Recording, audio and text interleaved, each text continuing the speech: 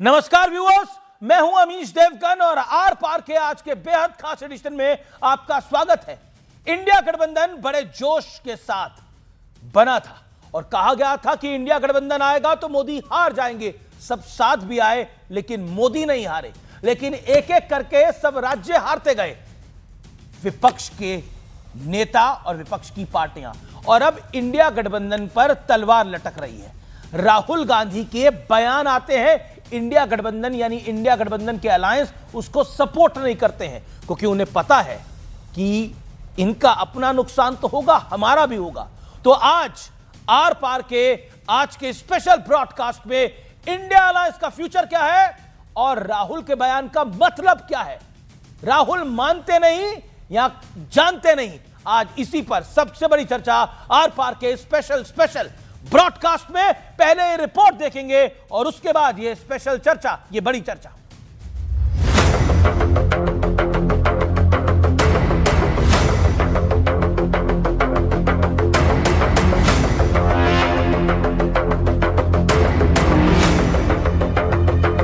वो दो भाई एक साथ आने के बाद हमें कोई फर्क पड़ेगा ऐसा हमें लगता नहीं। हम स्वतंत्र चुनाव लड़ेंगे, अलग से चुनाव लड़ेंगे। कांग्रेस पार्टी का मुंबई में है क्या? कांग्रेस पार्टी मुंबई में एक पर्यटक है, टूरिस्ट है। आइए, अपना प्रचार करिए, हारिए और आत्मचिंतन करिए। कांग्रेस जिसको छूती है उसको खत्म करना चाहता है। राहुल गांधी को ना जनमत हासिल है, ना संगत हासिल है, ना समर्थन जनपद हासिल है।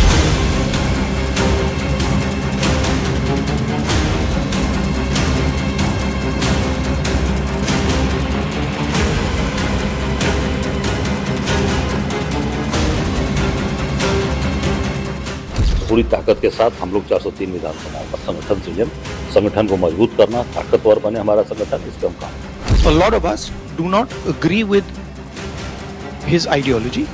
Massive tension in India will make Indian people fight with each other. जरूरत पड़ने पे राहुल गांधी जी जब बाहर जाते हैं तो वो बाहर जाके ऐसी स्टेटमेंट देते हैं जो देश के खिलाफ जाएं। तुम अगर ऐसे ही करते रहे तो ये इनका एक भी एमएलए एक भी एमपी देश में नहीं बचेगा।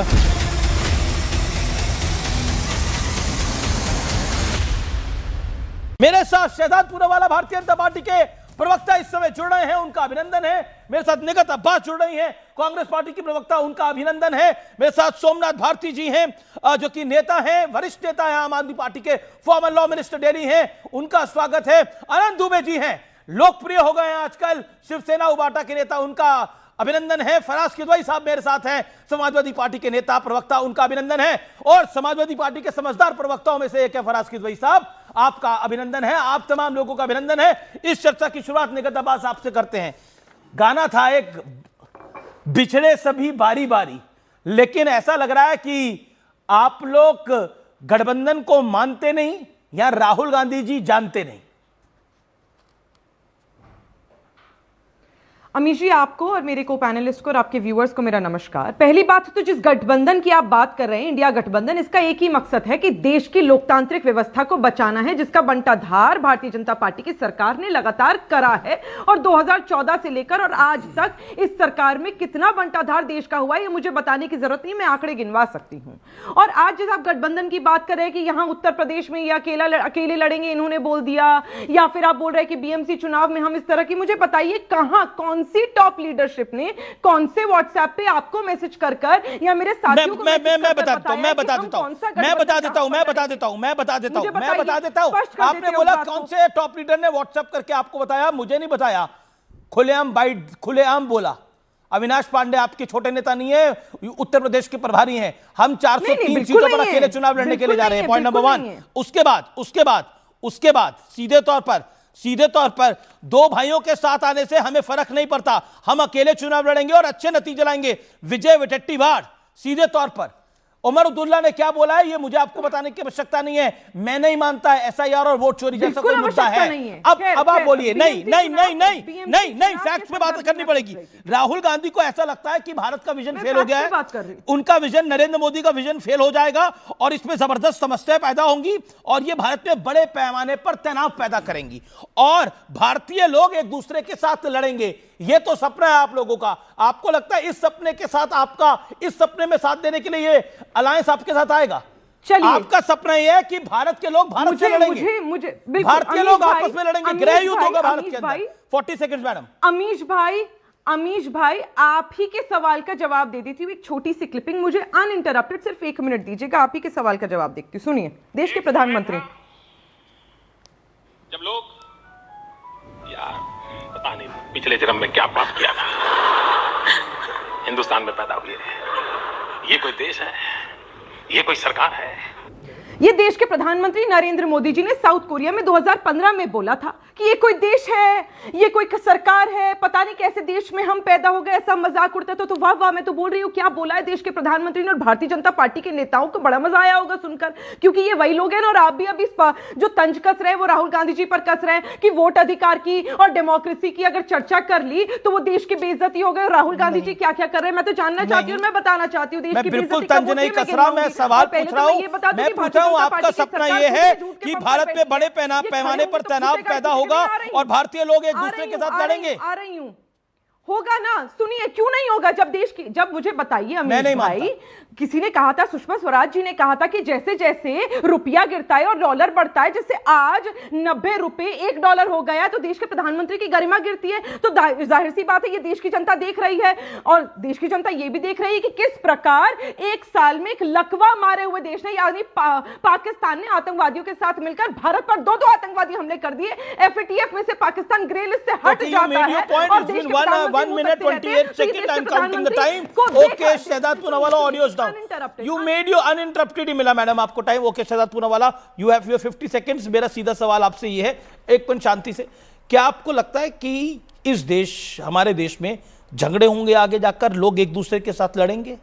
देखिए, मैं मानता हूं आप और निगत अब्बास धुर विरोधी हैं एक दूसरे के, आपकी विचारधारा धुर विरोधी है, लेकिन पॉलिटिकली आप लड़ सकते हैं, क्या फिजिकली आप लोग लड़ेंगे?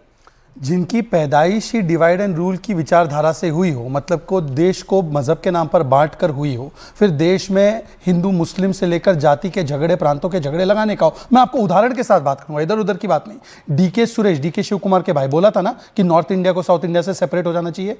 चलिए, रेवांत रेड्डी ने बोला था ना कि मेरा डीएनए कुर्मी डीएनए से बेटर है, तेलंगाना का डीएनए, बोला था कि नहीं बोला था? चलिए उसके आगे बढ़ते हैं। बिहार के लोग जो है वो टॉयलेट क्लीनर्स होते हैं, ये डीएमके के नेताओं ने बोला था ना। चलिए उसके आगे बढ़ते हैं, सनातन समाप्त कर देंगे, ये डीएमके ने बोला था और खड़गे जी ने इसको रीइंडोर्स किया था ना। चलिए उसके आगे बढ़ते हैं, तमिलनाडु में इनकी सरकार है, दीपक जलाने का हिंदुओं को अधिकार नहीं है, पर दरगाह को वहां पर फ्लैग होस्टिंग करने का पूरा अधिकार है। कांग्रेस के नेता ने बोला था ना कि we are a Muslim party, हम मुस्लिम्स है और हिंदुओं के लिए तो हिंदू टेरर बोलते हैं। चलिए दूसरी बात बताता हूं, अभी इंडिया अलायंस की बात होती है। अमीश जी, बंगाल में है क्या?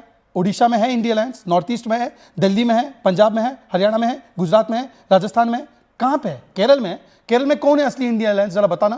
ये कांग्रेस वाले या कम्युनिस्ट वाले? 2 भाई इकट्ठे हुए और आनंद दुबे को आपने बुलाया और मैं आपका शुक्रगुजार हूं। मैं कविता लिखकर आया। मैं बिल्कुल कविता आप आगे सुनाइएगा, लेकिन अभी निगत जी का जवाब आ जाता है। मुझे 10 सेकंड दे दो, फिर मुझे 10 सेकंड। 10 सेकंड, हाँ, क्योंकि अभी उन्होंने भी एक वीडियो सुना, सुनिए। काँग्रेस पक्षामध्ये एवढे हिजडे होते इतके, आता चावायचे तरी कोणाला? सगळे झुकतात त्या सोनिया गांधी। मैं हिंदी में ट्रांसलेशन कर देता हूं, मराठी में बोल रहे हैं। स्वर्गीय बाला साहेब ठाकरे जी ने कहा, और आनंद जी बैठे उनके सामने, उनके तो सामने हुआ होगा, कि कांग्रेस में इतने डैश डैश है जो झुकते हैं सोनिया के सामने। अब मेरा 2 सवाल है। निगत जी, हो सकता है कि आपको जानकारी ना हो, अमीश जी सही बोल रहे थे कि बीएमसी में आपने ऐलान किया है सोलो जाने का, पर इंडिया अलायंस में आप लोग साथ में हैं।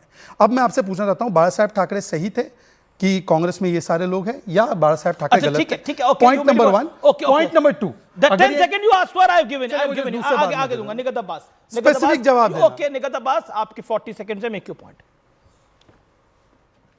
नहीं, आपका एक बहुत स्पष्ट सवाल था अमीश भाई कि क्या आगे लोग जाकर एक दूसरे को मारेंगे। मुझे बताइए, एक लोकतांत्रिक व्यवस्था में एक सिटिंग मुख्यमंत्री एक माइनॉरिटी महिला का भरी सभा में पत्रकारों के सामने एक डॉक्टर का हिजाब उतारने की हिमाकत कर देता है और सरकार और शहजाद मेरे भाई मुंह तकते रहते हैं और सरकार चुप्पी साध कर बैठी रहती है। तो ये क्या आप दंगे भड़काने का काम नहीं कर रहे हैं? क्योंकि आप महिलाओं पर अत्याचार और प्रहार कर रहे हैं। कुलदीप सेंगर को 6 साल में छोड़ दिया जाता है, यही वही पार्टी है।